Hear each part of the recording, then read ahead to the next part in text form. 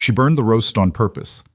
After weeks of flawless meals, spotless floors, and silent obedience, Evelyn Cross placed a blackened, ruined roast in front of the most feared man in Larimer County and waited to be thrown out into the Colorado snow.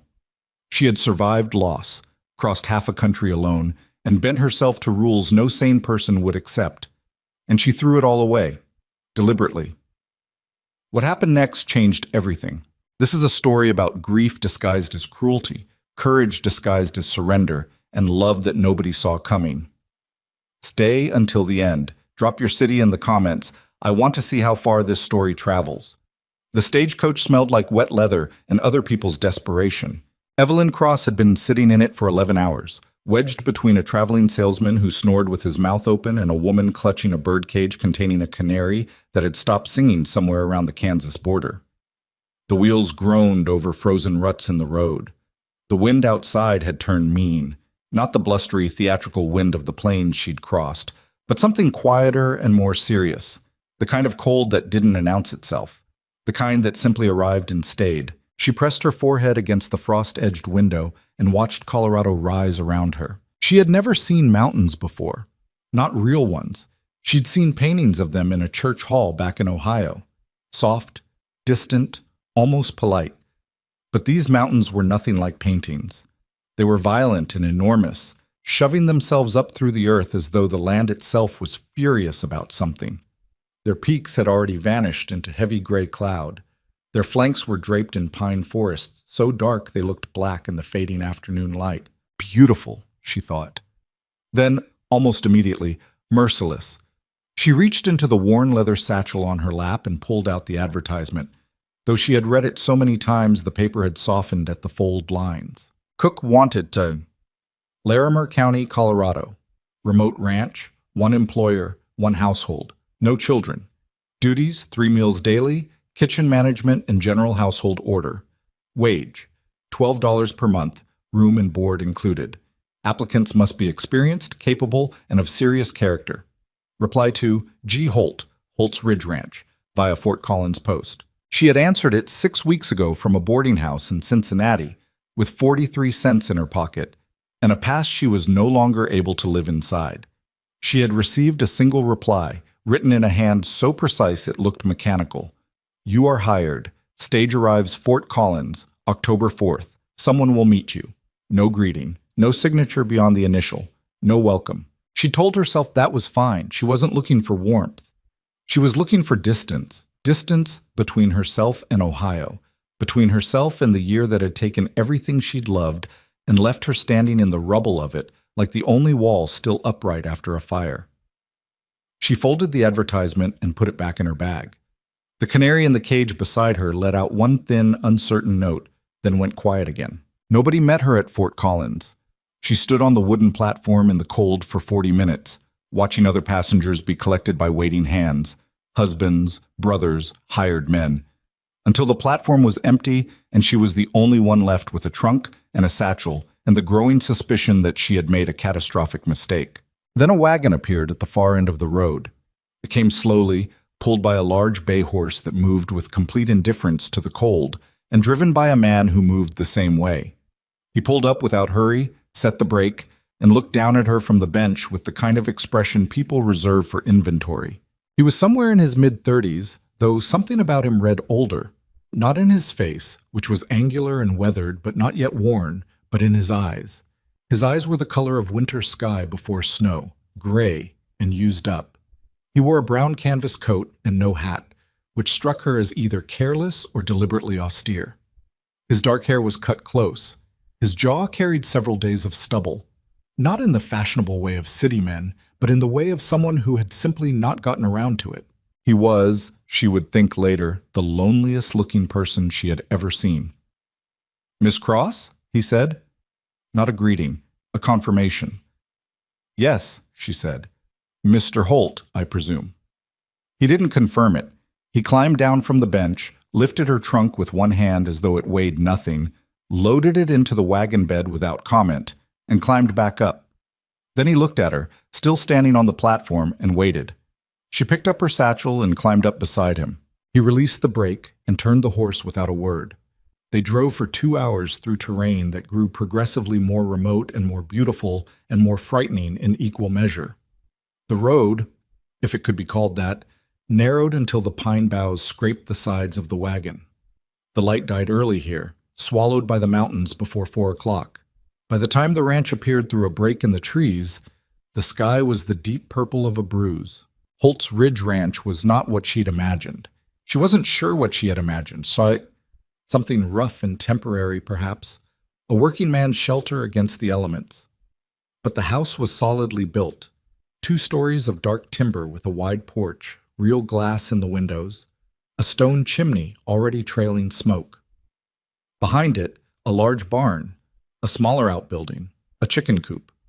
Corrals running along the hillside, empty now in the last of the light. It should have looked welcoming. It didn't. There was something sealed about it, something that resisted the idea of visitors. Gideon Holt pulled the wagon to a stop before the porch and climbed down. "Kitchen's through the back," he said. "Your room is off the kitchen, small but sufficient." "Thank you," she said.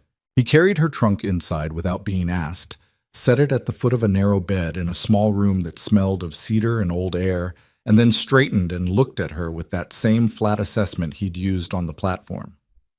"There are rules," he said. She waited.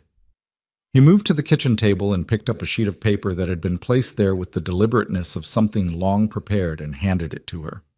She read it. Household Rules, Holt's Ridge Ranch. 1. Breakfast will be served at 6 o'clock, not 6:15. 6 o'clock. 2. Dinner will be served at noon, supper at 7. 3. Meals will be hot, complete, and presented without complaint. 4. The kitchen will be cleaned within 1 hour of each meal. 5. No food will be wasted. Leftovers will be repurposed. 6. The parlor, main hall, and employers' quarters are to be kept in order but not entered unnecessarily. 7. Noise after 9 o'clock in the evening is not acceptable. 8. Guests are not permitted without prior approval. 9. Personal matters are to remain personal. 10. Cook 1 meal wrong. She stopped. She looked up at him. "Go ahead," he said. "Finish it." She looked back at the paper. 10. Cook 1 meal wrong, and you're gone. The kitchen was very quiet. Outside, the wind moved through the pines in a low, continuous sound like something breathing. "Gone," she said carefully. "Meaning dismissed." "Meaning dismissed," he confirmed. "The stage runs Tuesdays and Fridays. You would be on whichever comes first." She set the paper down on the table. She kept her face very still, a skill she had developed over the past year, the ability to look composed while something inside her was screaming. And she said, "I understand the rules, Mr. Holt." "Good," he said. Then he walked out of the kitchen, and she heard his boots on the stairs, and then a door closing somewhere above her, and then nothing. She stood in the kitchen alone. She looked at the stove, cold and black in the corner. She looked at the shelf of supplies: flour, lard, salt, dried beans, a hanging braid of onions, jars of preserved goods she didn't recognize yet. She looked at the window, which showed her nothing but her own pale reflection against the dark. She thought about Ohio, about the house she'd grown up in, and the house she'd been forced to leave, and the particular grief of losing not one person, but several in the space of a single year. Her mother to fever, her father to a creditor's cruelty shortly after, and her brother Thomas to a war that had been over for 20 years but seemed to keep killing men in indirect ways long after the rifles went quiet. She had nothing left in Ohio that wanted her. She turned back to the stove and knelt before it and began to build a fire. The first morning was the hardest. She was awake before 5 because she had lain in the narrow bed most of the night listening to the unfamiliar sounds of a strange house, the settling of timber, the moan of wind in the eaves, the distant shift of horses in the barn, and sleep had never really taken hold. She rose in the cold dark, dressed by lamplight, and went to the kitchen. Breakfast at 6 o'clock. Not 6:15. She'd been cooking since she was 8 years old. She had fed harvest crews of 20 men on a farm in Ohio when she was 16. She had run a boarding house kitchen for 3 years before everything fell apart. She was not afraid of a stove or a clock. She made biscuits from scratch, rolled and cut with the precision of someone who understood that food was not merely sustenance but signal, a declaration of competence, of care, of I am not going anywhere. She fried thick slices of salt pork until they were golden at the edges. She made gravy from the pan drippings, smooth and peppered. She brewed coffee in the blue enamel pot she found hanging near the stove. At 5 minutes to 6, she set the table. At 6 o'clock exactly, she heard boots on the stairs. Gideon Holt appeared in the kitchen doorway, already dressed for the day. Heavy trousers, a worn flannel shirt, work boots laced to the top. He stopped in the doorway and looked at the table. Then he looked at her. He said nothing. He sat down, poured his own coffee, and ate. She stood near the stove, uncertain of the protocol. Was she to sit? To leave? To wait in her room like a servant in a great house? And then quietly pulled out the chair across the table and sat. He glanced up. I eat faster when I'm not being watched, he said. I'm not watching you, she said, looking down at her own plate. I'm eating my breakfast. A silence. Then, unexpectedly, the faintest shift in his expression. Not a smile, not even close to a smile, but something that acknowledged she'd scored a point. He ate faster than she did and left the table without comment, carrying his coffee cup to the porch. She heard the door open and close. She looked out the window and saw him standing on the porch in the early gray light, looking toward the mountains. She washed the dishes. The days that followed established their rhythm with the inevitability of machinery. 6 o'clock breakfast. Noon dinner. 7 o'clock supper. In between, the kitchen, bread to bake, jars to organize, a pantry to learn the way you learn a foreign language. By total immersion, by making mistakes, by slowly building a vocabulary of what this particular household needed and when. She discovered early that the pantry was not poorly stocked, as she'd feared. It was actually generously supplied, the provisions of a man who understood winter and planned for it methodically. 50 pounds of flour, 20 of cornmeal, dried apples and peaches in sealed tins, smoked meats hanging from hooks in the cold room, root vegetables in a cellar beneath the kitchen floor, eggs from the 6 hens she found in the coop. Whoever Gideon Holt was, he was not a man who was caught unprepared. He was, however, a man who spoke almost nothing. He answered direct questions with the fewest possible words. He never initiated conversation. He never commented on meals, never offered criticism, never offered praise. He ate what she cooked with steady, systematic appetite, as though fueling an engine rather than experiencing a meal. On her 4th day, she made a beef stew with dumplings, the kind her mother had made, rich and deep, the kind that could make even a bad day feel temporarily manageable. She watched him eat 3 bowls of it without expression, and told herself the quantity was enough. She told herself that every night. She told herself that on the night she made a venison roast with roasted turnips, and he ate half the pan and said only, "There's a split in the back fence. I'll be late for supper tomorrow." She told herself that when she woke one morning to find her kitchen knives, which she'd noticed were growing dull, had been sharpened overnight and returned to their places without a word. She stood at the knife block for a full minute, running her thumb along the edge of the paring knife, thinking about the fact that someone had done that quietly, in the night, while she was asleep. She told herself it meant nothing. She told herself that more carefully after that. There were things she learned about him gradually, the way you learn the geography of a new place. Not from a map, but from moving through it. He rose at 4:30 every morning and did not stop working until dark. The ranch ran itself through sheer force of his consistency. Fences repaired, cattle managed on the high pasture, a woodpile that grew rather than shrank as autumn deepened. He was methodical in everything. The barn always in order, tools always returned to their proper places. The horses always groomed and checked with what she gradually understood was genuine care. He was not cruel. She had worried, in the weeks before arriving, about what it meant to be employed by a man who expressed his requirements the way a military commander expresses orders. She had imagined someone imperious, perhaps violent in small ways, the kind of man who uses silence as a weapon. But he didn't use silence as a weapon. He used it as a shelter. That was different. It was still difficult, but it was different.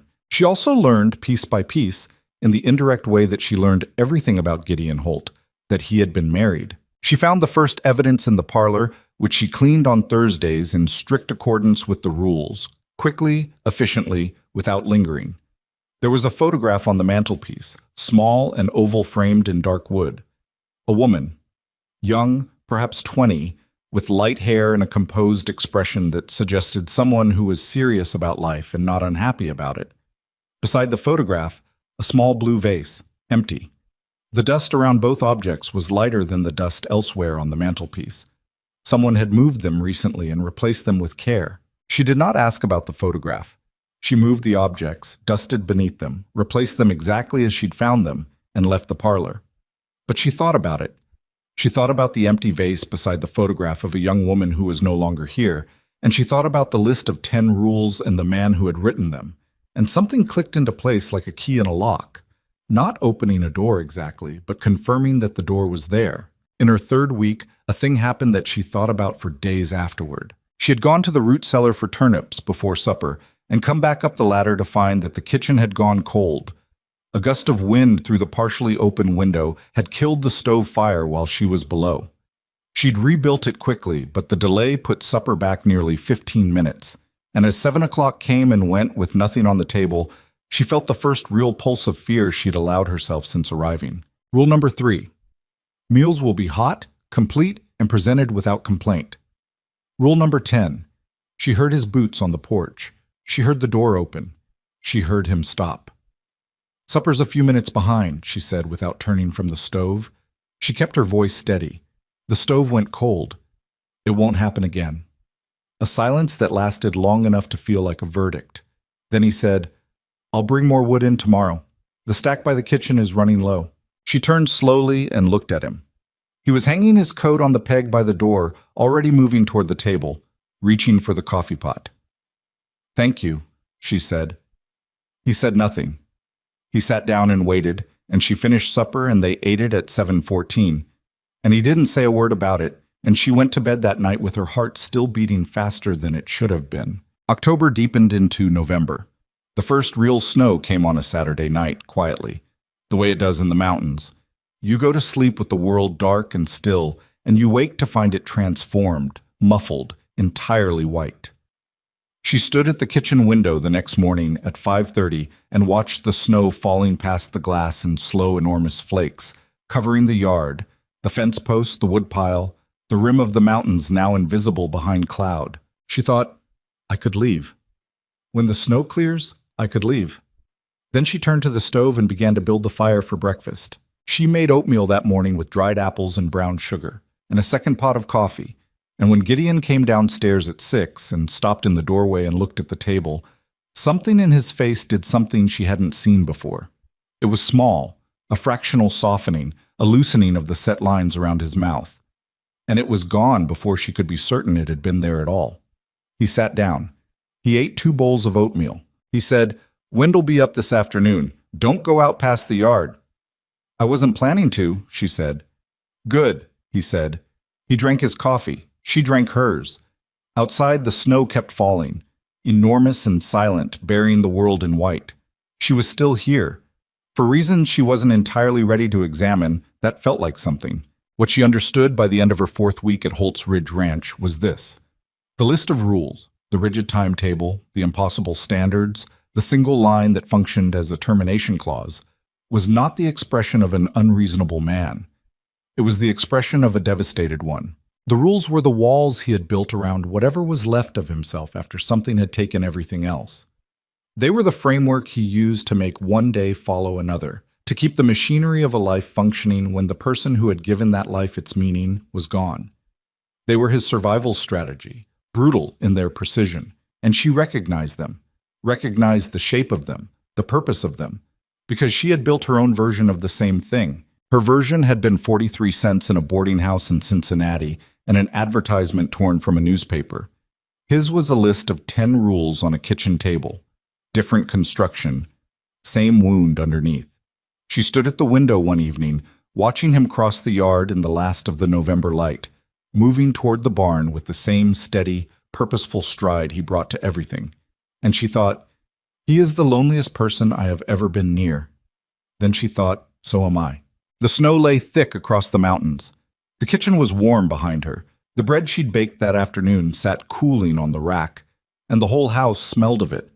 The deep, yeasty, irreducibly human smell of bread.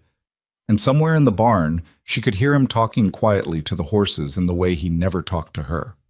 She turned back to the stove. She had supper to make. She made it and set it on the table and waited for the sound of his boots on the porch. November settled over Holt's Ridge like a second skin, cold, tight, and impossible to ignore. The mountains had vanished completely behind clouds that hung so low Evelyn could watch them move through the kitchen window while she worked, sliding past the pine tops like gray ships finding their way through fog. The temperature had dropped another 10 degrees since the first snow, and the wind that came off the high ridges in the afternoons carried real malice in it now, the kind that found the gaps in your clothing and stayed there. She had started wearing an extra layer under her dress and still felt the cold in her fingers when she went to the chicken coop in the mornings. But the kitchen was warm. She had learned the stove the way you learn a difficult person, slowly, with patience, by paying attention to its moods. It ran hot on the left side and needed coaxing on the right. It burned through hardwood fast and preferred a mix of pine and oak for longer, steadier heat. By her 5th week at the ranch, she could have the temperature exactly right for bread in 12 minutes flat, and she knew without touching the door whether the oven was ready by the way the heat moved through the room. Small knowledge, the kind that doesn't impress anyone, the kind that keeps you alive. Gideon Holt continued to speak to her only when necessary. He told her things she needed to know in the brief, informational way that a posted notice tells you things, without warmth, without context, without any apparent awareness that she was a person who might have questions or feelings about the information being delivered. The water pump freezes if the temperature drops below 15. The cellar door sticks after heavy snow. The bay horse doesn't like strangers near his left side.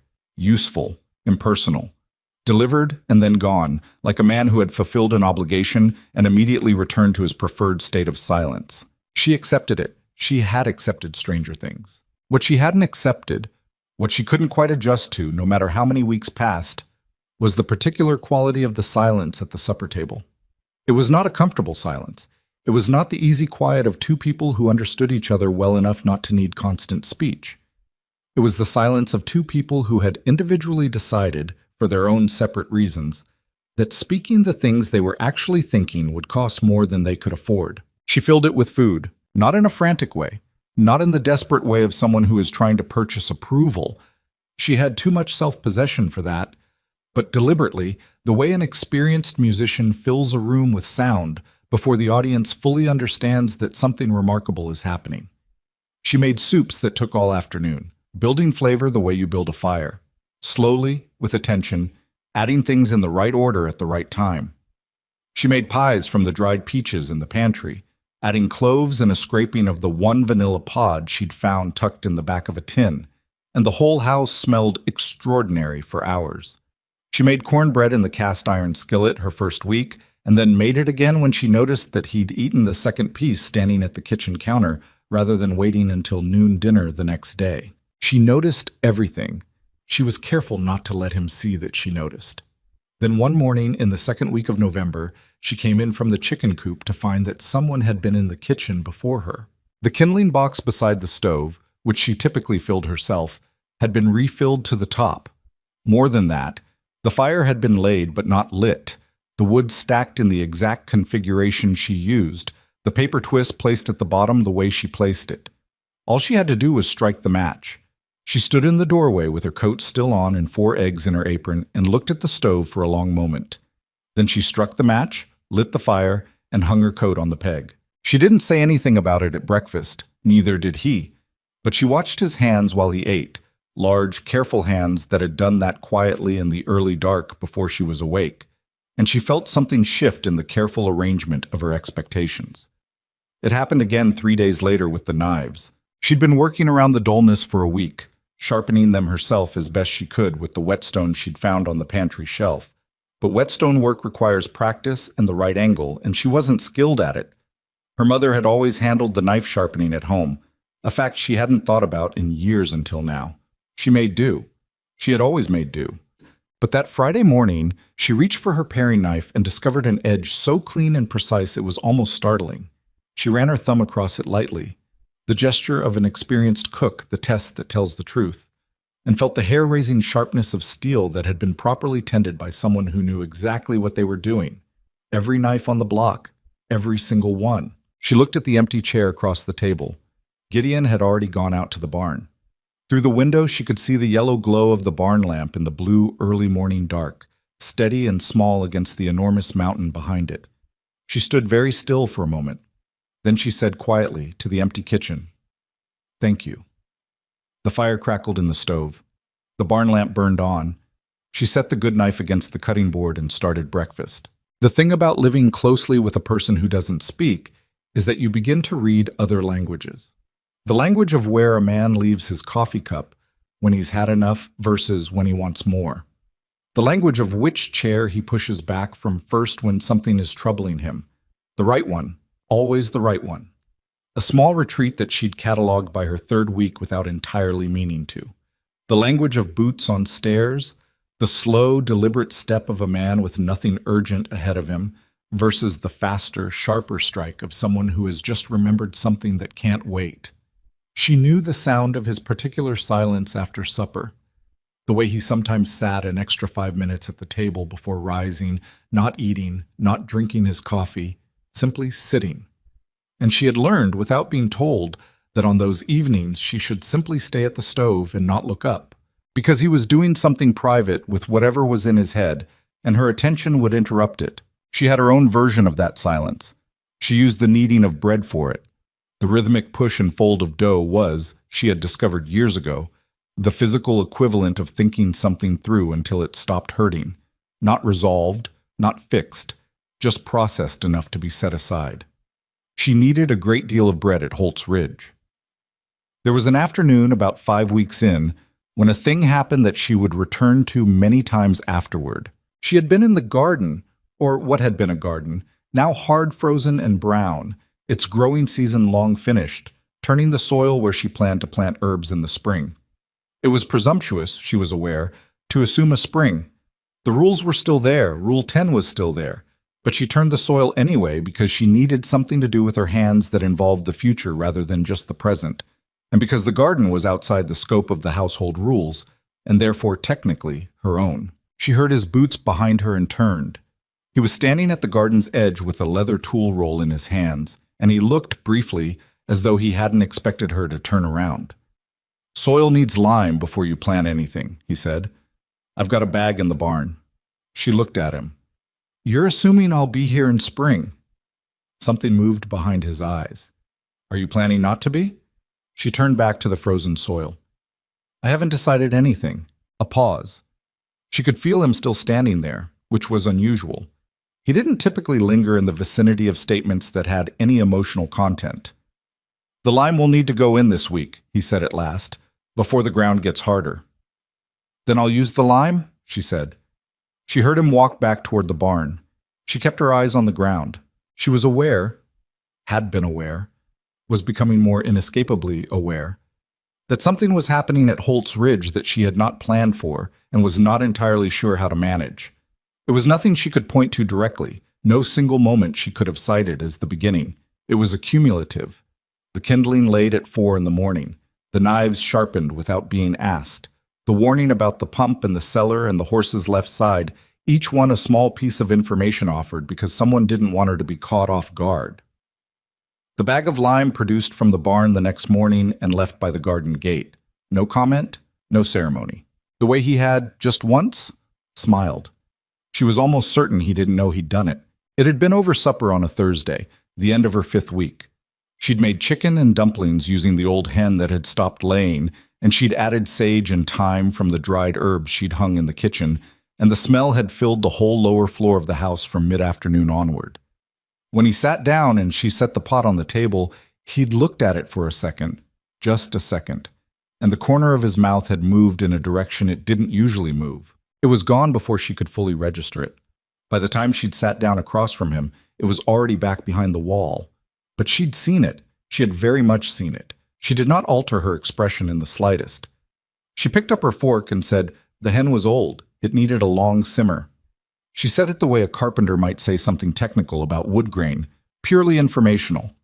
It's fine, he said, high praise by any standard she'd been given. December came in without ceremony. the way all difficult things come, not announced, simply present.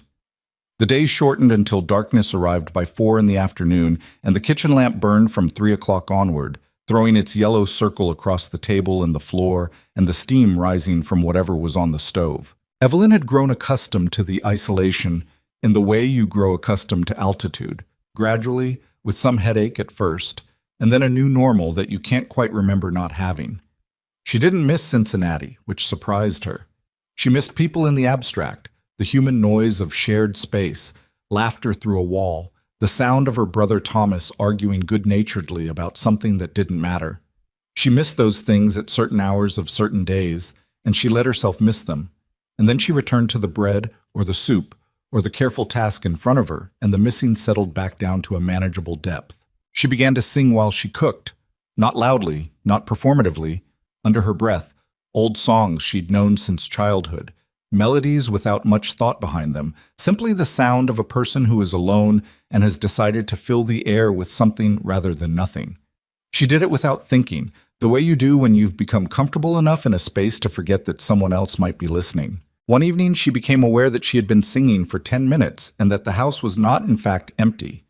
She could hear him in the hall, bootsteps that had come and stopped and remained stopped for longer than it took to remove a coat and hang it on a peg. She stopped singing. The bootsteps resumed. The peg took the coat. He appeared in the kitchen doorway. She didn't look at him directly. She kept her eyes on the stove. "Supper's about 10 minutes," she said. "All right," he said. He sat down at the table. She heard him pour his coffee. Neither of them said anything about the song, and she didn't start singing again. And she was not sure whether that was a mercy or a loss. Later that night, lying in the narrow bed in the cedar-scented room off the kitchen, she stared at the ceiling and thought about what she was doing. She was not a fool. She understood the geography of the situation clearly enough. A woman with no family, no home, no claim on anyone. Employed by a widower in a house on the edge of the wilderness where the nearest town was 2 hours away and reachable only when the snow permitted. The imbalance of it was obvious. The danger of attachment, of any kind of attachment, was obvious. She had not come to Colorado to develop feelings for a man who had written down his emotional limits in numbered list form and posted them on a kitchen table. She had come to survive. She had come to find some clean, open space between herself and everything that had broken her, and to rebuild quietly and alone whatever version of herself could bear the weight of what was ahead. She turned onto her side and looked at the small, dark window. The wind had died down. The night was absolutely still. Somewhere above her, through the floor and the heavy quiet of the house, she could hear the faint, slow sound of someone who was not sleeping either. She closed her eyes. By the second week of December, a new thing had entered the routine. She had not planned it, and he had not suggested it, and she could not have said exactly when it started. But somewhere in the long stretch of short days and long evenings, they had arrived at a practice of sitting on opposite sides of the kitchen table after supper. Not talking, not required to, but present in the same space in a way that felt different from the meal itself. She mended things. She had found a basket of clothing near the hall closet that needed attention and had simply begun attending to it. He read, or appeared to read. She noticed he sometimes turned the same page twice, or worked with his hands on small repairs, the kind of fine work that couldn't be done in the cold of the barn. One evening, she looked up from a torn shirt collar and found him watching her hands. He looked away immediately, with the quick reflexive motion of someone caught doing something they hadn't intended. She returned her eyes to the shirt. Her needle kept moving. "The collar's been torn a while," she said conversationally to the fabric. "The thread around it's worn on both sides." A beat. "Must have caught it on something," he said carefully. "A while back. I'll reinforce the whole seam. It'll hold better than new." A pause. "You don't have to—" "I know I don't have to," she said. She kept sewing. He kept whatever it was he was doing. The fire crackled softly in the stove, and the wind moved past the house without coming in, and the lamp threw its steady circle across the table between them, and neither of them said anything more. But neither of them left the table either. That was December at Holt's Ridge. Small moments, half-spoken sentences, the gradual, cautious erosion of the silence between two people who had each decided, for the best of reasons, to keep everyone at arm's length. Nothing dramatic. Nothing that could be pointed to and named. Just the accumulation of small things, A fire laid before dawn, knives sharpened in the night, a bag of lime by the garden gate, a song half heard in a hallway, a man who watched her hands when he thought she wasn't paying attention. She paid attention to everything. She just didn't say so. And on the last Sunday of the month, she stood at the stove in the late afternoon and made the Sunday roast. The good one. The one she'd been making every week. The one that had never once been anything less than exactly right. And she looked out the window at the snow-covered yard and the frozen garden and the mountains disappearing into early dark. And she felt the full weight of everything she had built here. She felt the kitchen around her warm and scented with rosemary and rendered fat. She felt the house, no longer sealed and airless, but something else, not open, not yet, but breathing. She felt the distance between herself and the narrow, frightening life she'd fled, and she felt how much of that distance she had made with her own 2 hands. She turned the roast in the pan and basted it and returned it to the oven. At 7 o'clock, she set the table. At 7 o'clock exactly, she heard his boots on the stairs. She was still here. The decision came to her on a Wednesday, not dramatically, not in a flash of lightning or a sudden revelation born from crisis. It came the way most honest decisions come, quietly, in an ordinary moment, while she was doing something entirely unremarkable. She was standing at the kitchen window watching Gideon cross the yard toward the barn in the early morning dark, his breath making small clouds in the cold air, his stride the same purposeful, contained stride it always was. And she thought, with a clarity that surprised her in its simplicity, this cannot go on forever. Not the work, not the cooking, or the cleaning, or the careful rhythm of 6 o'clock and noon and 7. She could do that indefinitely. She was built for it. What could not go on was the other thing, the thing that lived underneath the routine like a current beneath ice, invisible from above but moving, always moving, capable of shifting the entire surface if something broke through.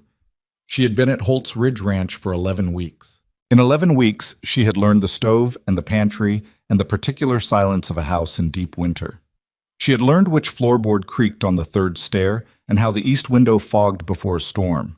She had learned that Gideon Holt took his coffee black without exception, that he ate whatever she cooked without complaint and sometimes ate it twice, that he slept badly on nights when the wind was loud, that he had a habit of standing at the barn door looking at the mountains in the last of the evening light, for exactly as long as it took him to smoke half a cigarette, and that he always ground the other half out against the doorframe and saved the rest for the following evening. She had learned all of this without being given any of it. She had collected it the way you collect rainwater, patiently, without drama, one small accumulation at a time. And she had learned, most recently, that the walls she'd spent 11 weeks quietly pressing against were not going to come down on their own. He would not break the rules. He had built them too carefully, maintained them too long. They were load-bearing now. She understood that about him. The structure of his days, the rigid order of meals and silence and work, was not cruelty. It was engineering. Remove the structure and you remove the only thing holding the weight of whatever he'd been carrying since the woman in the oval photograph stopped being alive. She understood it. She had built her own version. She knew exactly how those walls felt from the inside. Solid, necessary, utterly exhausting to maintain. The question was who was going to stop maintaining them first. She turned from the window and looked at the roasting pan on the shelf above the stove. Sunday was 4 days away. She let the decision settle and said nothing and cooked the next 4 days exactly as she always had. Perfectly, precisely, without a single deviation from the standard she had set herself in the first week. Thursday's venison stew was flawless. Friday's salt pork and beans hit the table at 7 with the cornbread she'd learned he preferred, golden at the edges, slightly sweet. Saturday's breakfast biscuits were the best she'd made, which was saying something.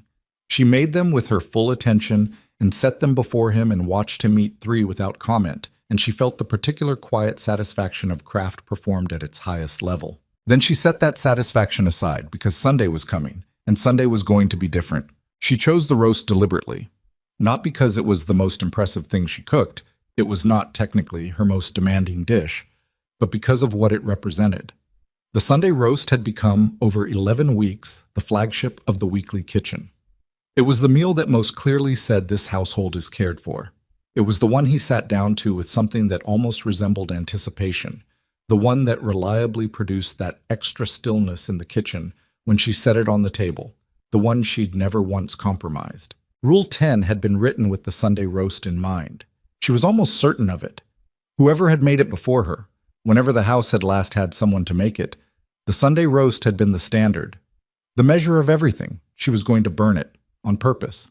Saturday night, she lay in her narrow bed and stared at the ceiling and had a completely honest conversation with herself about what she was doing. She had always believed in honest conversations with herself. Her mother had taught her that self-deception was the most expensive habit a person could have. So she examined the plan from every angle. She was going to deliberately violate the single rule that guaranteed her dismissal. She was going to do it knowing that the most likely outcome was that she would be sent to wait for the Tuesday stage with her trunk and her satchel and nowhere specific to go. She was going to do it in a house in the middle of a Colorado winter where she had no friends, no family, and 43 cents, no, less than that now, she'd spent some on thread in Fort Collins, to her name. She was going to do it because she was 26 years old, and she had already lost everything once, and she had crossed half a country to stop being afraid, and she was tired, deeply, bone-tired, of living inside a silence that was killing both of them slowly and quietly and with perfect, merciless efficiency. She thought about the empty vase beside the photograph in the parlor. She thought about a man grinding out half a cigarette at the barn door every evening because something in him still, despite everything, conserved small things for later. She thought about knives sharpened in the dark and kindling laid at 4 a.m, and a bag of lime left by the garden gate without a word. She closed her eyes. Sunday came cold and bright. The sky above the mountains, the particular hard blue that only appears in high country in deep winter, so clear and sharp it almost hurt to look at. She stood on the porch before breakfast and let the cold air come in through her coat and breathed it down to the bottom of her lungs. The snow lay unmarked across the yard. The mountains stood in their full height for the first time in weeks. The clouds gone, every ridge and granite face exposed and brilliant. She went inside and made breakfast. 6 o'clock. Eggs and salt pork and the last of the sourdough in thick slices. He ate it with his usual systematic efficiency and poured his second cup of coffee and looked out the kitchen window at the bright morning. "Clear today," he said. It was more than he typically offered at breakfast. She recognized it as something, not an overture exactly, but a small door opened an inch. "First clear day in 2 weeks," she agreed. He nodded. He finished his coffee. He put on his coat and his hat. She had noticed he wore the hat more in good weather, as though the cloud cover of bad days was protection enough, and went out to begin the day's work. She watched the door close behind him. Then she turned to the kitchen and began. She made the roast the way she always made it, because she needed to know it was the decision, not the cooking, that made the difference. She prepared the meat with her full skill and attention, rubbing it with salt and pepper and dried rosemary, searing it in the hot cast iron until the outside was deep and brown and the kitchen smelled extraordinary. She made the root vegetables the right way, tossed in rendered fat, seasoned properly, arranged around the meat in the roasting pan with the care she brought to everything. She put it in the oven at the right temperature at the right time to be done by 7 o'clock. Then she sat down at the kitchen table and waited. She let it cook for 2 hours.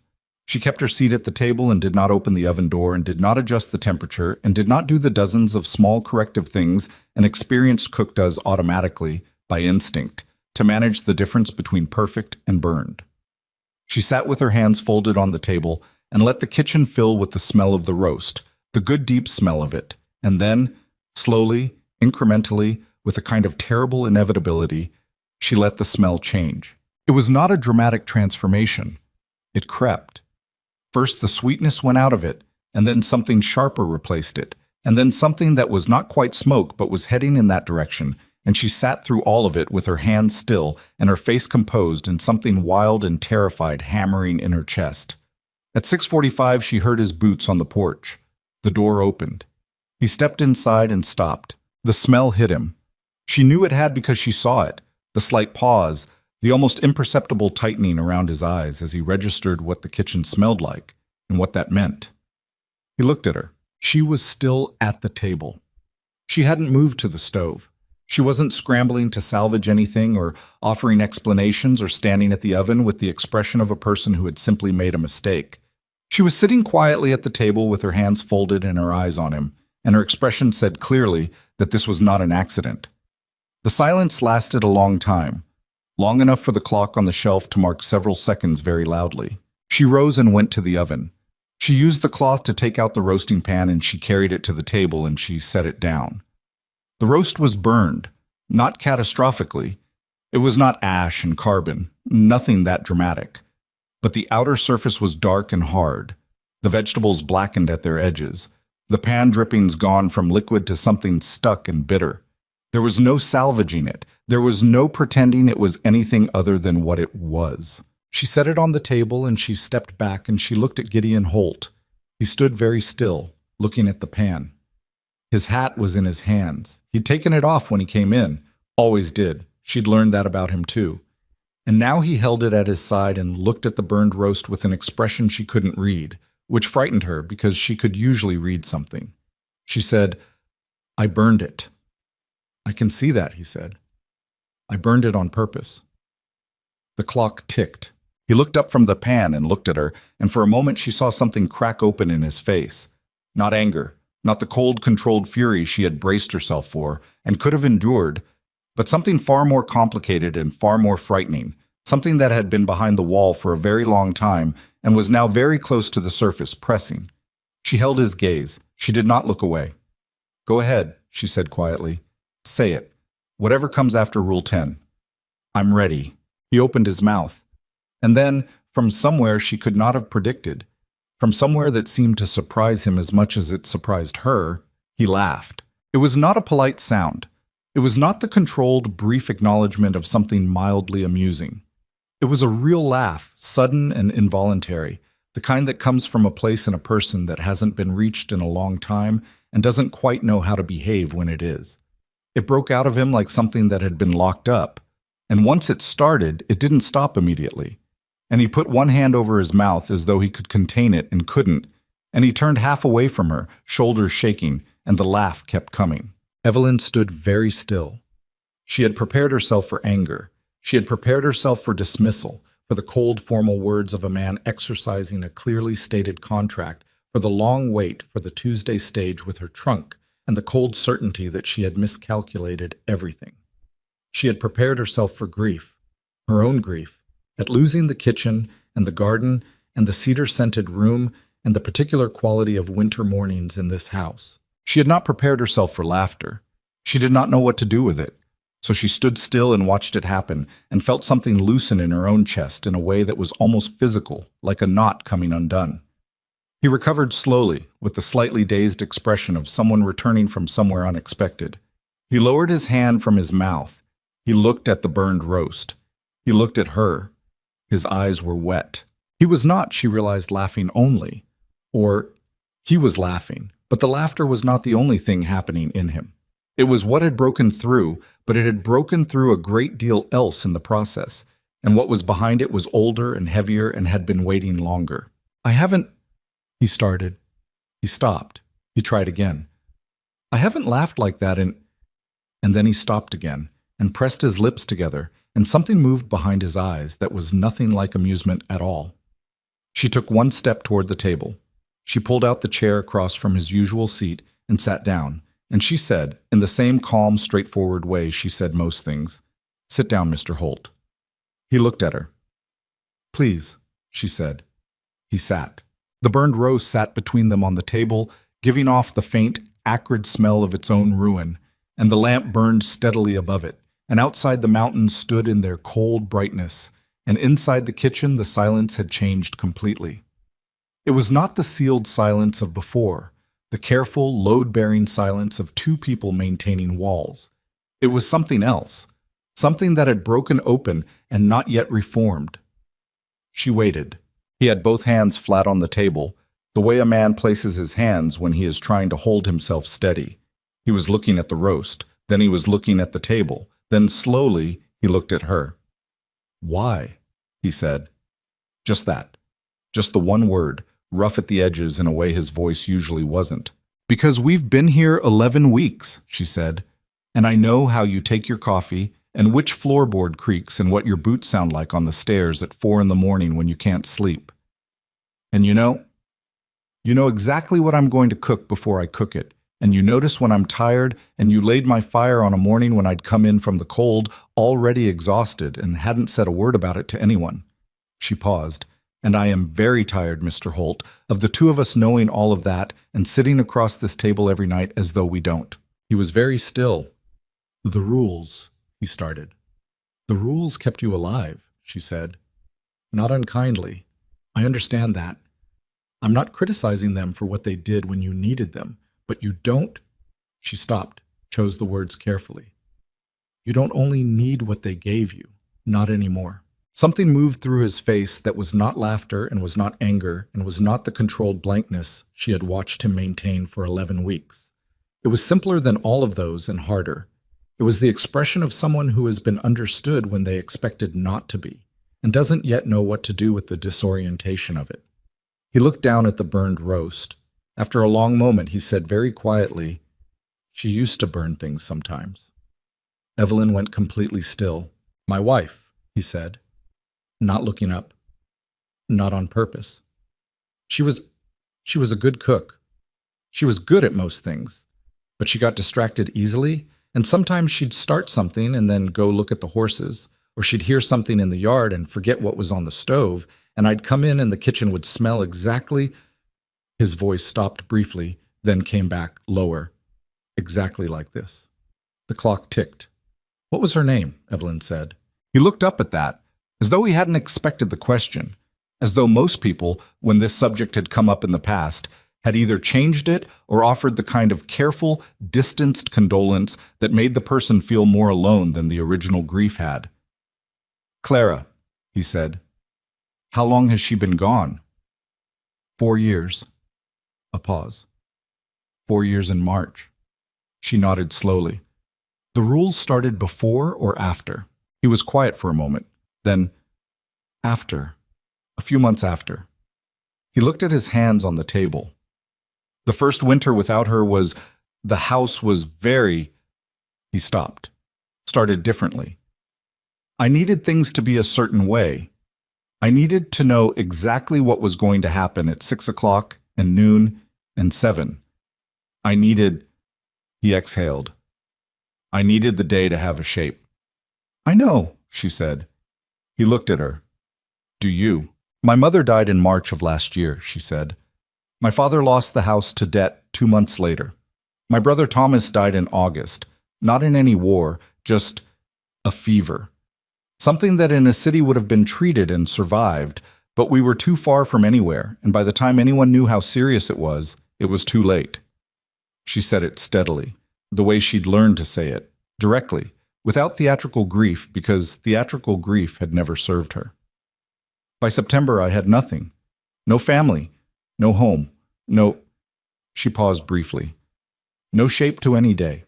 Nothing to do at 6 o'clock or noon or 7, nothing that required me to get up at all." He was watching her, really watching her, with the full attention he usually distributed only to things that required management or physical labor.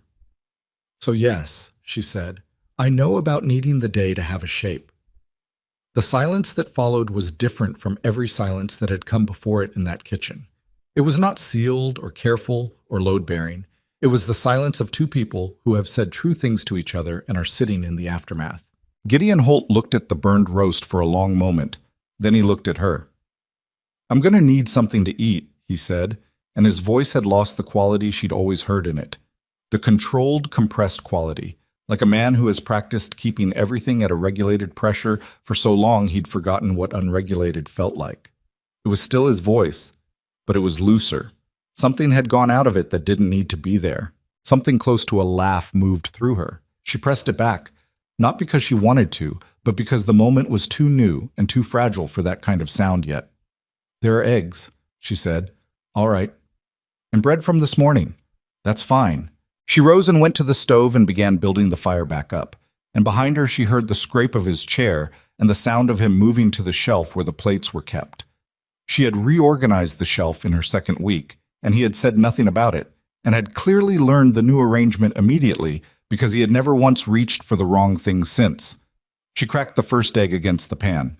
He set 2 plates on the table. She cooked the eggs and carried the pan to the table and served them. and he cut the bread, and they sat down together in the lamplight with the burned roast still between them like a monument to whatever had just happened, and they ate. Outside, the winter stars were coming out over the mountains, brilliant and cold and innumerable, the sky so clear it seemed close enough to touch.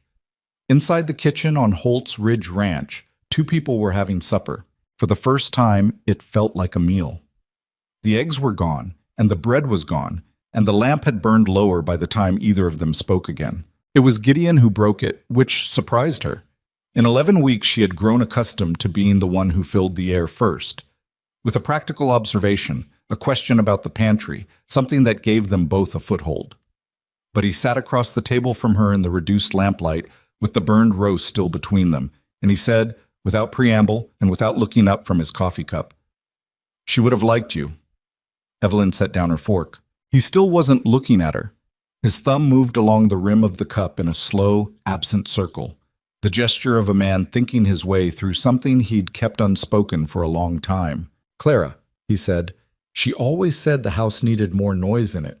More, she used to say life. She'd say, 'Gideon, this house has got all the warmth of a church in January,' and I'd tell her that wasn't true, and she'd give me that look she had." A pause, something almost fond moving briefly through his expression.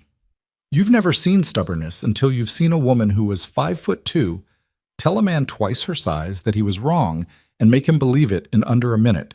Evelyn said nothing. She understood, with the instinct of someone who had learned to read the particular quality of another person's silences, that what was required right now was not response, but space.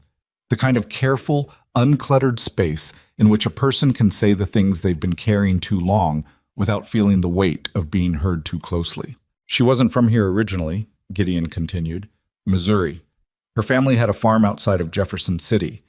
She came west with her cousin's family when she was 19, and I met her at a dance in Fort Collins that I only went to because my neighbor Jim Haskell wouldn't leave me alone about it." The corner of his mouth moved. "I didn't dance. I stood at the edge of the room and thought about everything I should have been doing at home instead. And then Clara walked past me carrying 2 cups of cider, and she stopped and looked at me and said, 'You look like a man attending his own funeral. Here.' And she handed me one of the cups and walked away." Evelyn felt a smile begin at the corners of her mouth.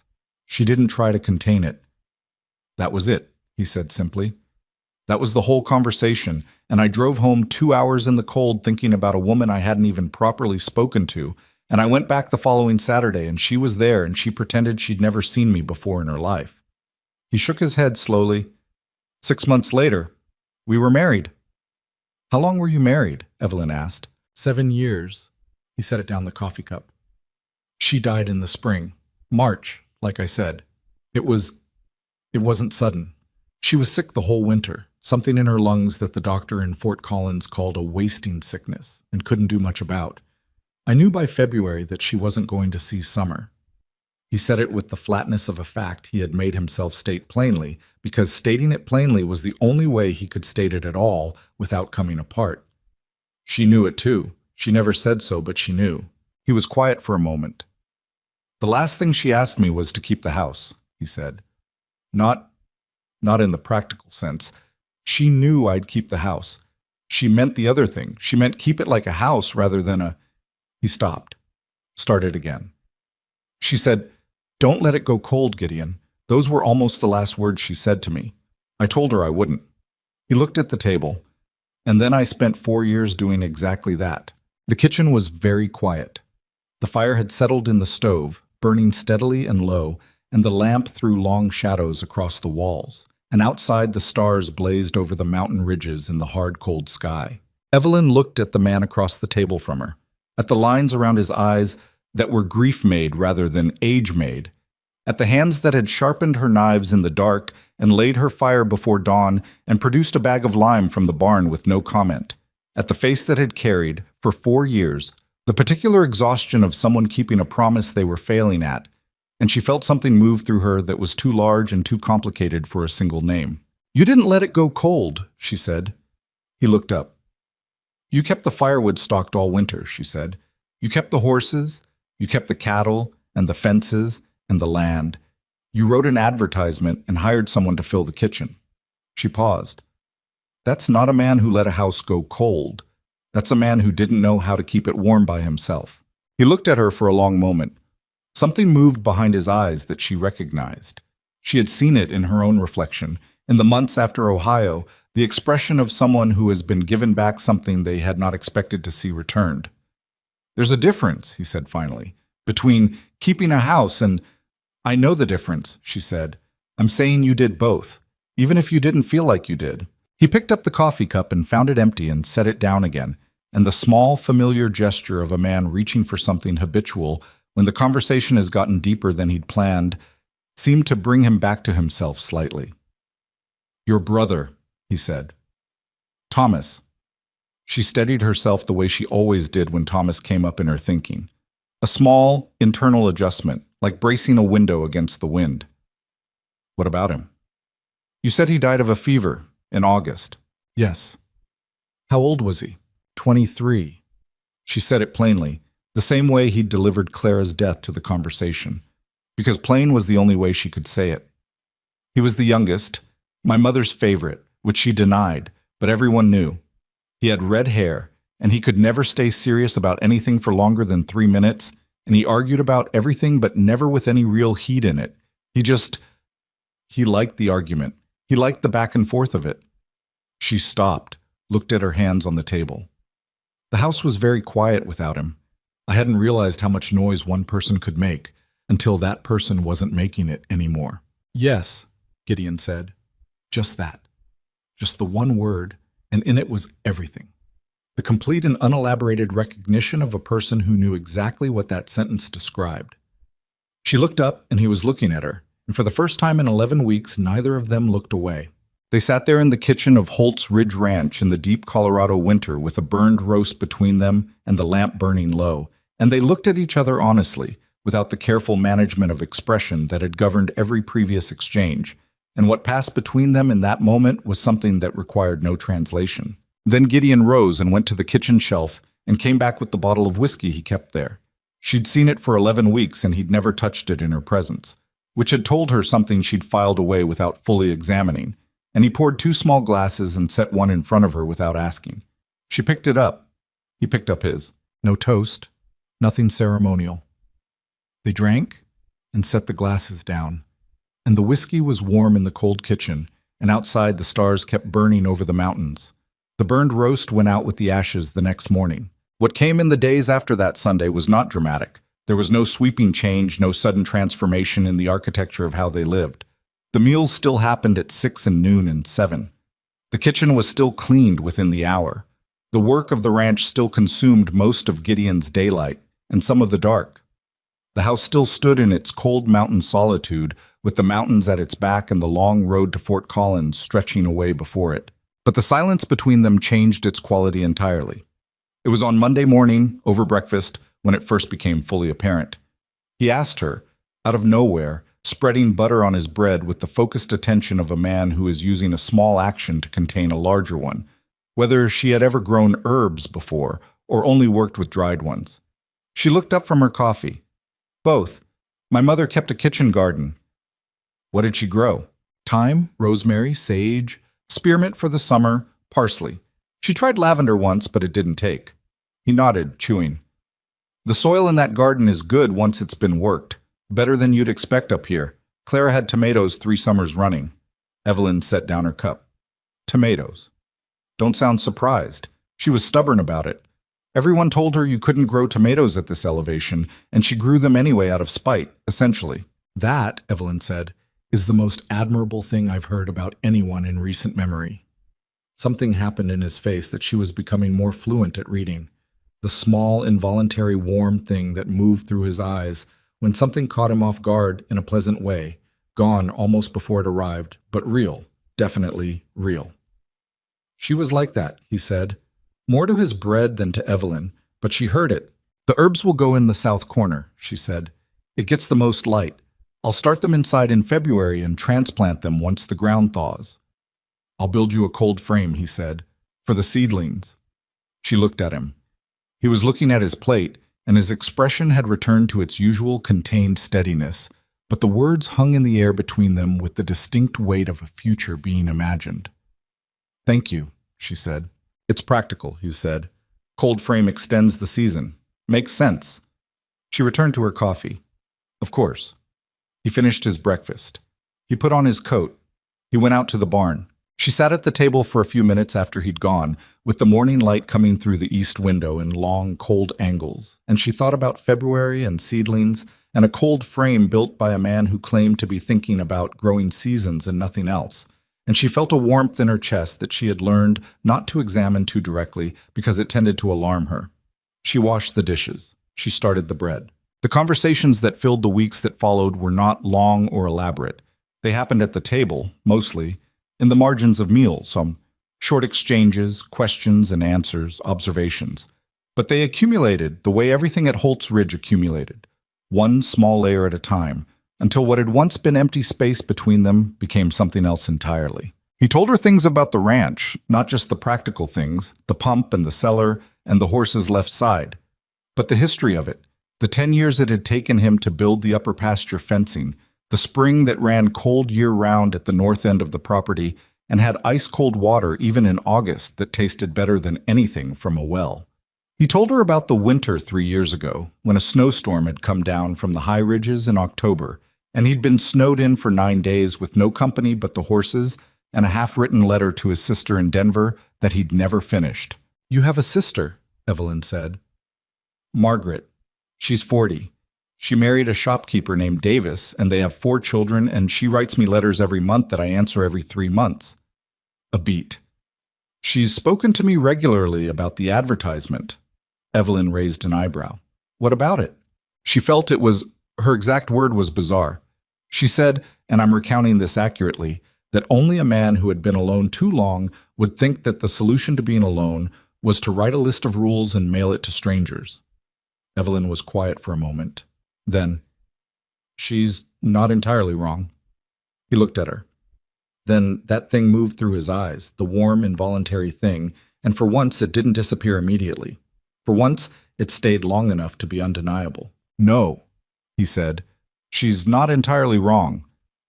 There was an afternoon, in the second week after the burned roast, when a practical thing became unexpectedly something more. The parlor window had developed a crack in the frame, cold contraction, old wood, and the draft it let in was significant enough to warrant immediate repair.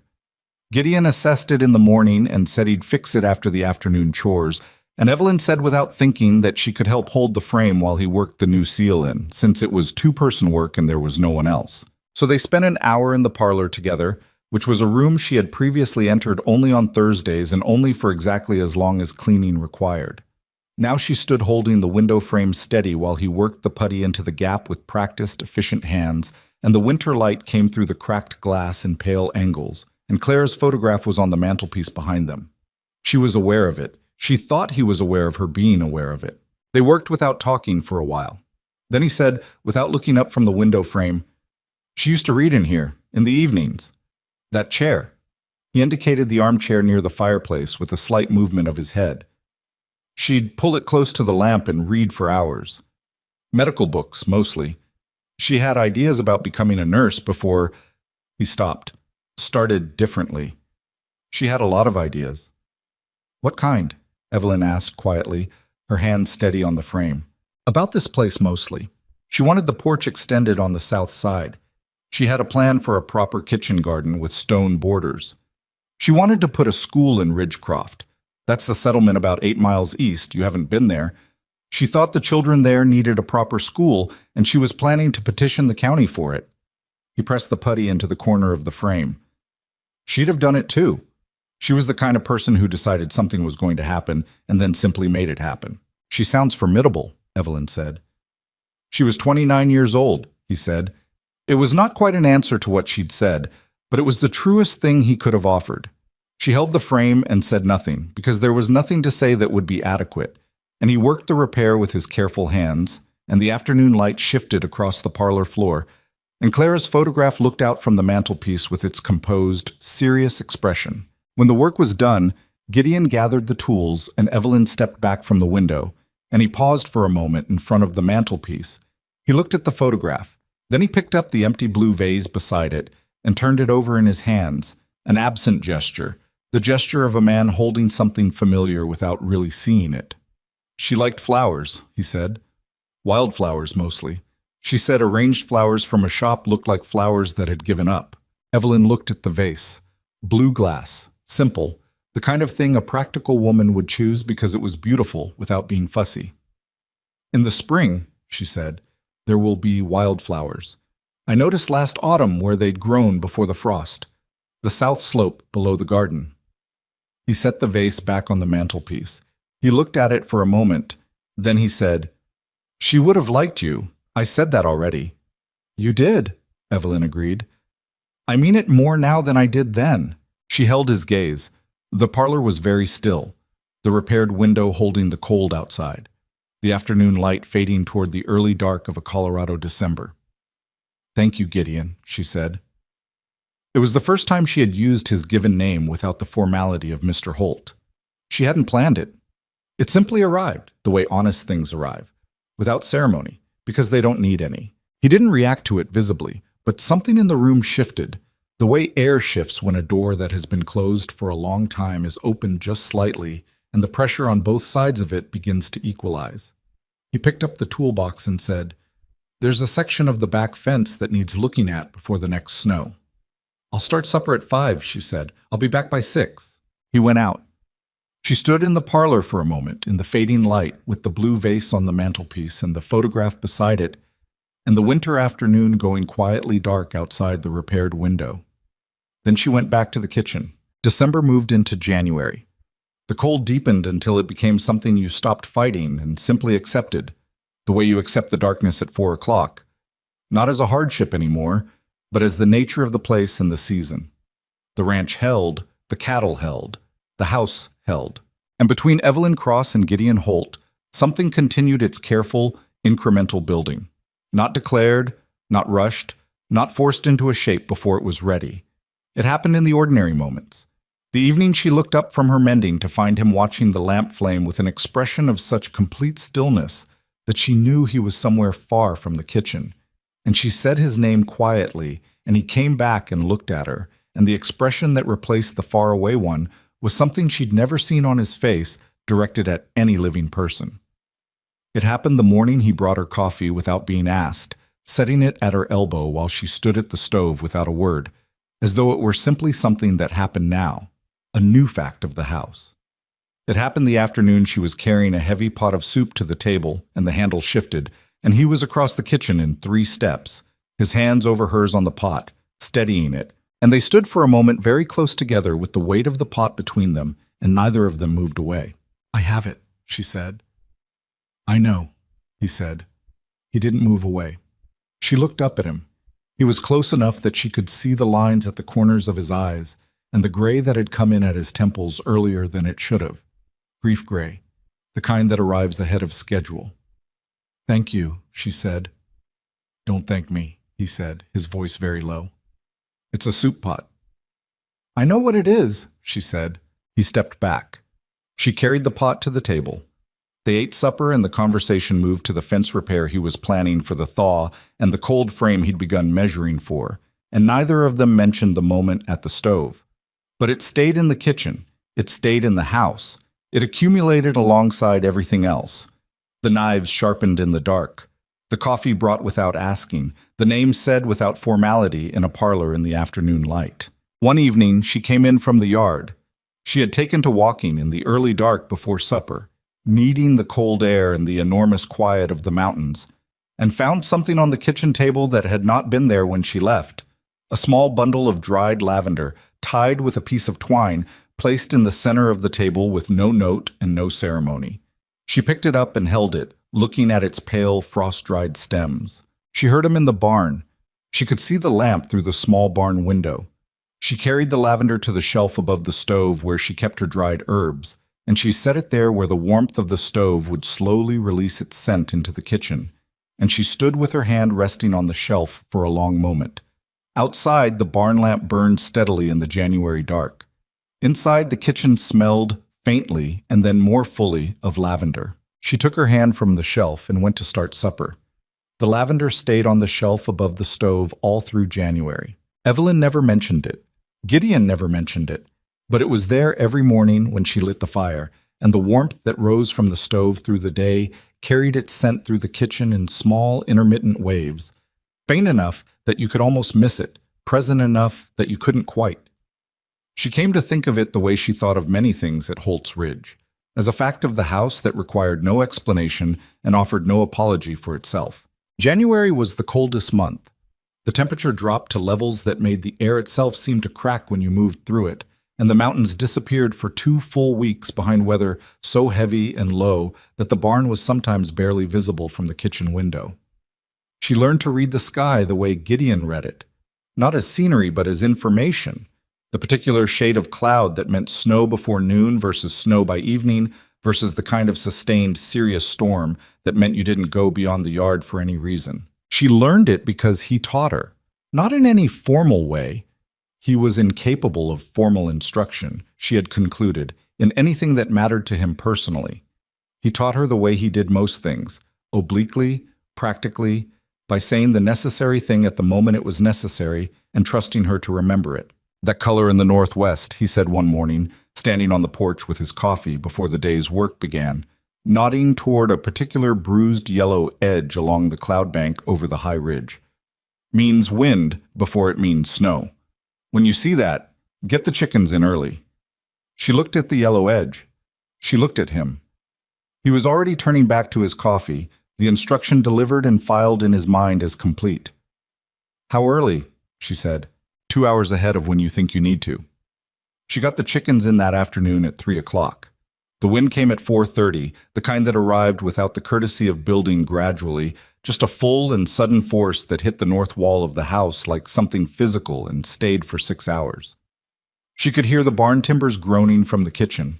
At 7 o'clock, his boots came through the door, and he stamped the snow from them and hung his coat and came to the table with his hands red from the cold, and she set supper down and poured his coffee, and he wrapped both hands around the cup and said, without looking up, "Chickens all right?"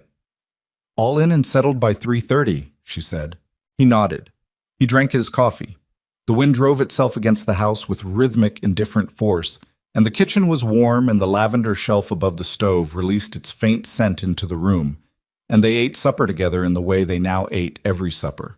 Not as employer and employee conducting an obligation, but as two people who had arrived, through a long and indirect route, at something that resembled the truest definition of the word company. It was in the last week of January that the letter arrived.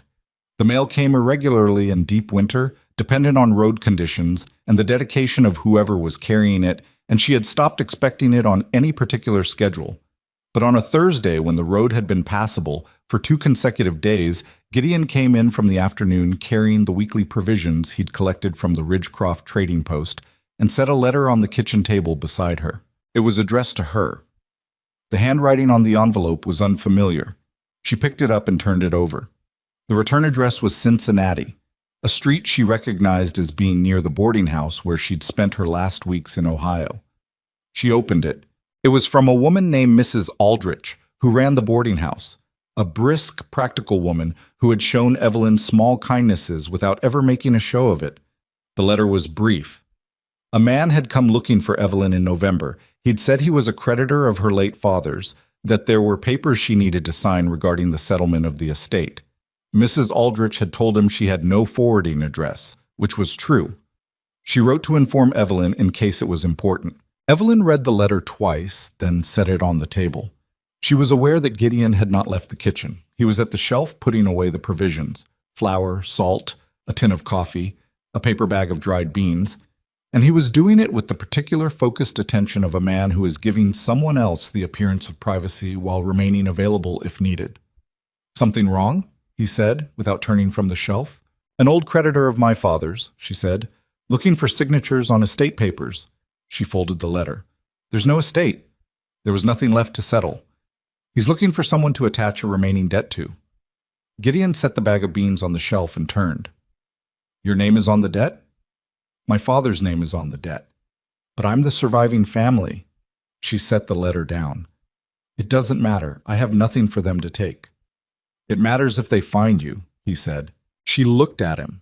He was leaning against the shelf with his arms crossed, looking at the letter on the table with an expression she had learned to read as the working face, the face of a man turning a problem over to find its solvable side. "You'd need a lawyer in Fort Collins to look at the paperwork," he said. "Determine whether the debt can legally be attached to you as a surviving dependent versus simply expiring with your father's estate. I can't afford a lawyer in Fort Collins." "I know one," he said. "He owes me a conversation."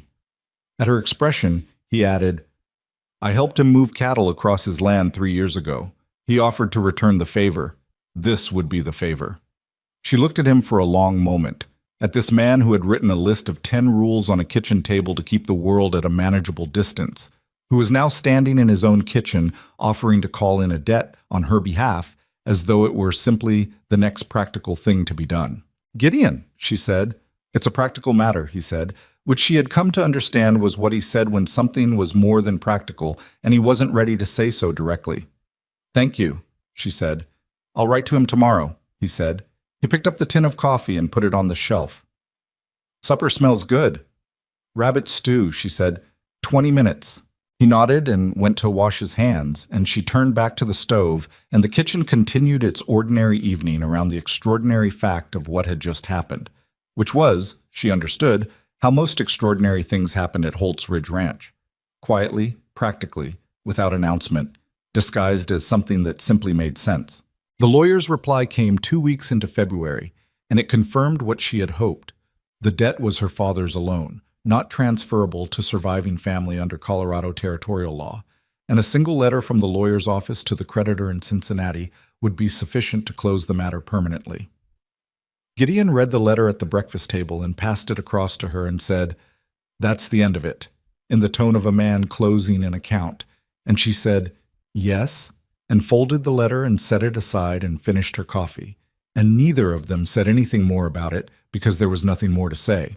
But that evening, after supper, when she was washing the dishes and he was at the table with the ranch ledger he reviewed on Fridays, she said, without turning from the wash basin, "I want you to know that I understand what you did."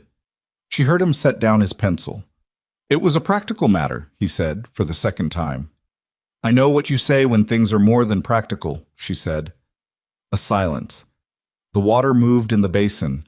The fire settled in the stove. "All right," he said quietly. She finished the dishes. She dried her hands. She turned around. He was looking at her from the table with the ledger open in front of him and the lamp burning at his elbow, and his expression had none of its usual management in it. It was simply his face, without the careful architecture he usually kept in place, and what it showed was something she had seen in pieces over the past weeks, but never all at once and never this clearly. She thought, there it is. She thought, oh. And then she went and sat down across from him, and they looked at each other across the kitchen table of Holt's Ridge Ranch, and neither of them said anything for a moment that lasted exactly as long as it needed to. Then he closed the ledger. "There's something I need to say to you," he said. "All right," she said. He looked at his hands on the table, those large, careful hands, and then he looked at her. "When I put that advertisement in the paper," he said, "I told myself I needed a cook," which was true, the practical truth. He paused. "What was also true, which I didn't tell myself because I was very good by then at not telling myself things, was that the house was—" He stopped, tried a different approach. "Margaret wrote me a letter in September. She said, 'Gideon, you are going to work yourself into the ground alone on that mountain, and no one is going to know for 3 days, and that is not what Clara would have wanted for you.'" Evelyn was very still. "She was right," he said.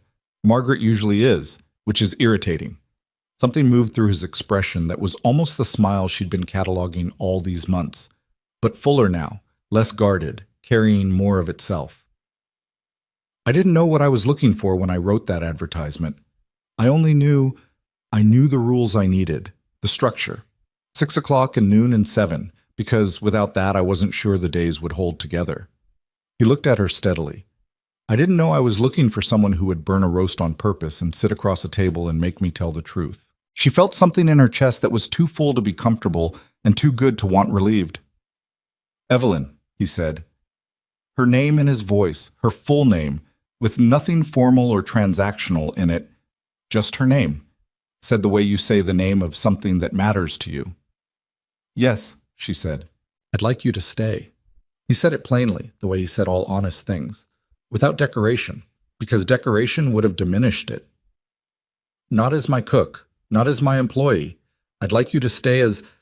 He paused, and in the pause she could see him choosing with the care of a man who has learned that the wrong word at the wrong moment can cost everything. As the person this house belongs to, as much as it belongs to me.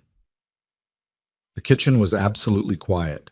Outside, the February wind moved through the pines in its low, continuous sound, the sound she had fallen asleep to for 14 weeks and would know anywhere now, in any dream, in any life. She looked at Gideon Holt, this man who had sharpened her knives in the dark and laid her fire before dawn, and stood at a barn door every evening smoking half a cigarette and saving the other half for later, as though some part of him had always known how to conserve things for a future he couldn't yet see.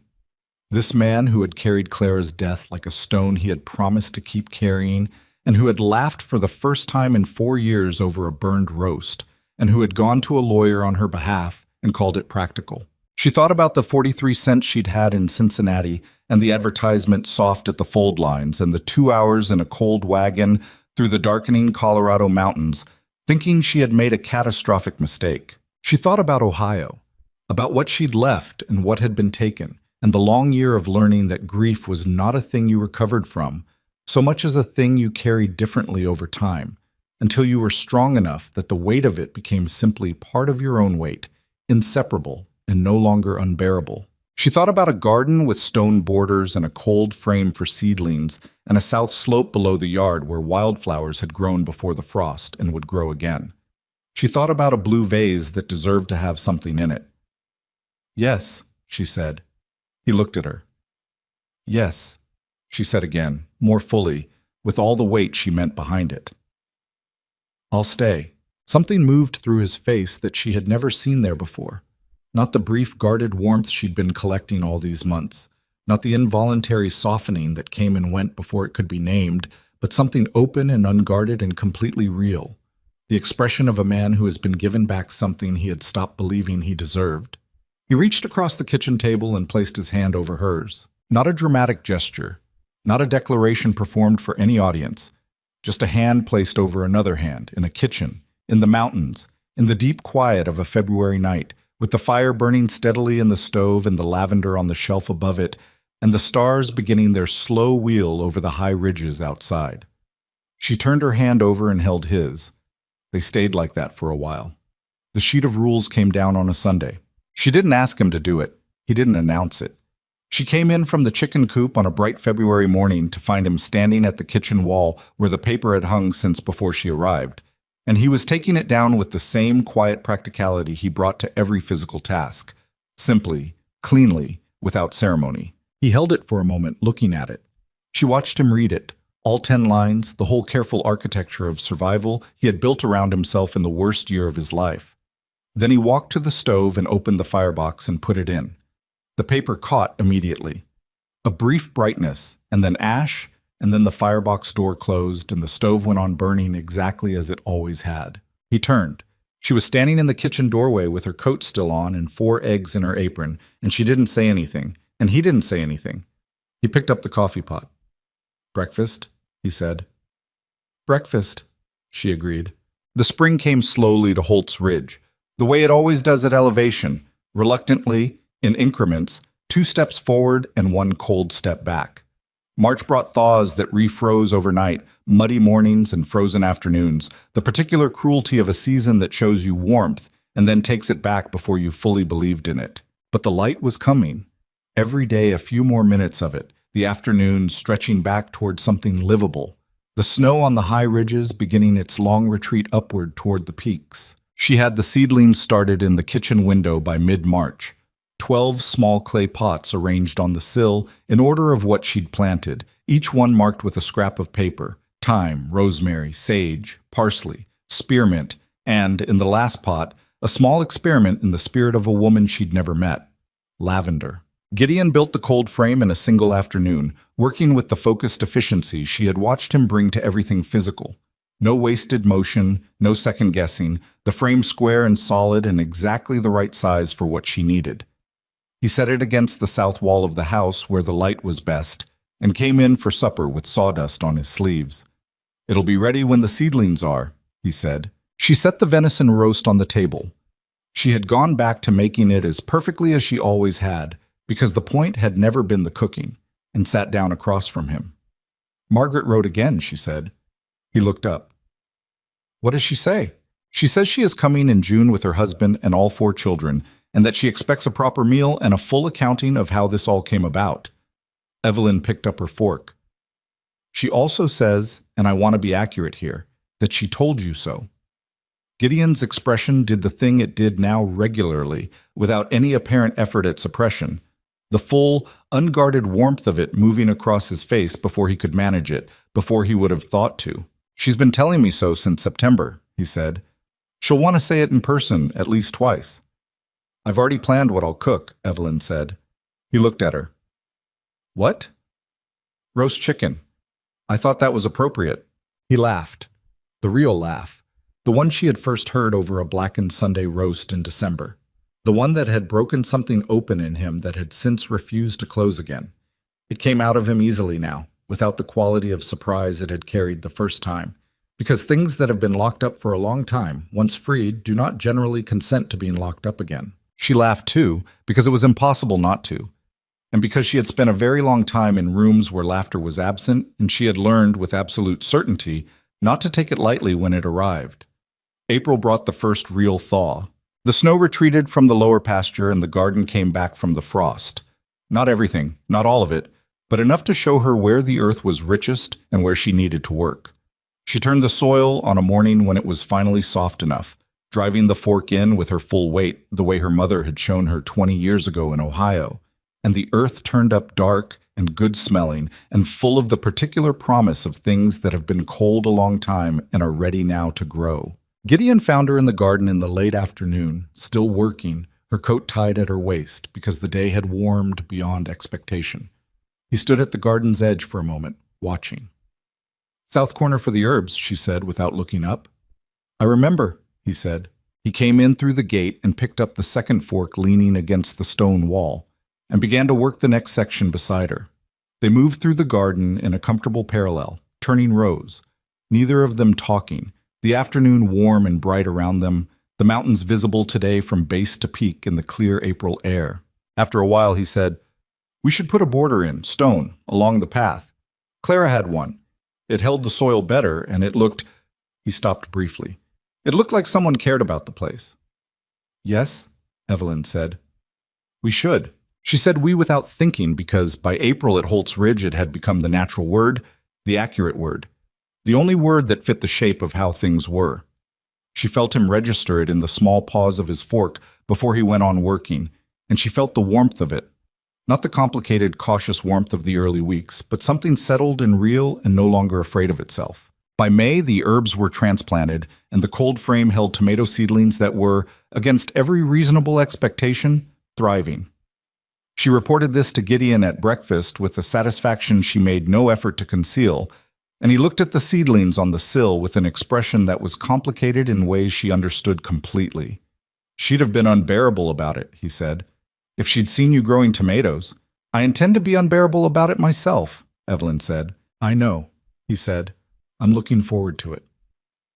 On a clear evening in May, with the last of the long light still on the high ridges, and the air carrying the first real warmth of the year, she put wildflowers in the blue vase on the parlor mantelpiece. She had gathered them from the south slope that afternoon, exactly where she'd seen the dried remnants in October and remembered, the way she remembered everything, the way she had stored information about this place and this man and this life all through a long winter against the possibility of a spring she hadn't been certain would arrive.